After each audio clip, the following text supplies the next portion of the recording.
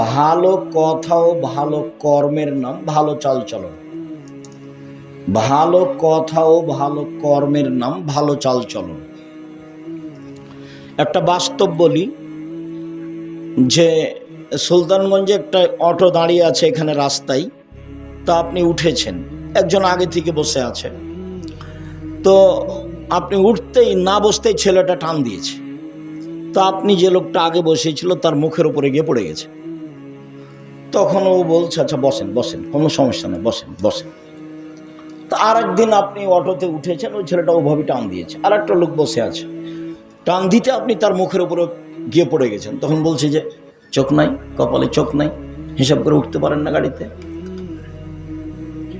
হিসাব থাকে না। এটা একটা চালচলন, আগেরটা একটা চালচলন, এটা একটা কোন চালচলন। তাহলে কোনটা ভালো হলো? আগেরটা। আগেরটা ভালো হলো মানে কি? স্বীকৃতি দিলেন মানে কি? বাকি জীবন কারোর সাথে খারাপ চালচলন করা হবে না। আজকে এ নিয়ে আপনার সাথে জরুরি কথা, এবং বক্তব্য শোনার পরে যদি কোথাও খারাপ চালচলন হয়ে থাকে তাহলে বুঝতে হবে আমি মুনাফিক, বক্তব্যের সাথে মুনাফিকই করেছি। আমি আমার কথা দিয়ে ভালো চালচলন প্রমাণ করতে রাজি নই।